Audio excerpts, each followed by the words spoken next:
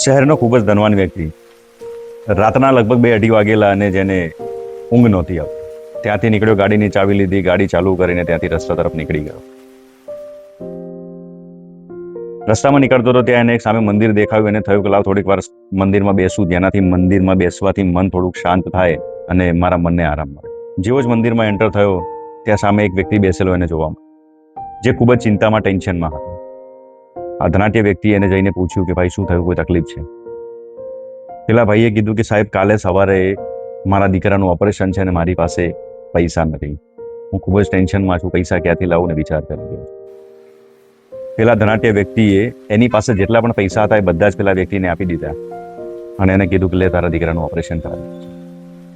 ધનાઢ્ય વ્યક્તિએ એના ખીચામાંથી કાર્ડ કાઢીને પેલા વ્યક્તિને આપ્યું કે આ રહ્યું મારું સરનામું, તારે કદાચ બીજી પણ વધારે કોઈ જરૂર પડે ને તો આ સરનામે આવી જતું.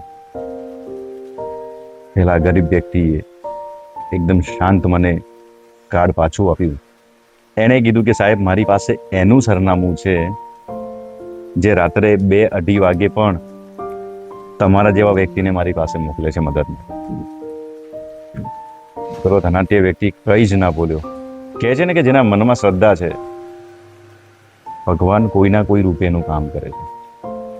પણ વાત શ્રદ્ધાની કરું છું, અંધશ્રદ્ધાની નહીં.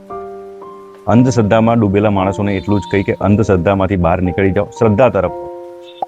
ભગવાનનું ભજન કરવું એ ગુનો નથી કે ભગવાનનું ભજન કરવું એ અંધશ્રદ્ધા નથી.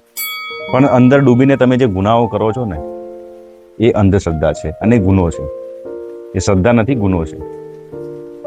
ભગવાન પર ભરોસો રાખવો ને એ મોટી શ્રદ્ધા છે. એટલે શ્રદ્ધાને મનમાં રાખીને, વિશ્વાસને મનમાં રાખીને જો ભગવાન ઉપર કાર્ય છોડવામાં આવે ને, કોઈ ના કોઈ રૂપે તમને મદદ કરવા માટે કોઈ પણ વ્યક્તિને મોકલી આપશે. મારી વાત સાચી લાગે ને, કમેન્ટ અને શેર જરૂર કરો અને કમેન્ટ્સમાં નાનકડું રાધે રાધે તો જરૂર લખજો. રાધે રાધે.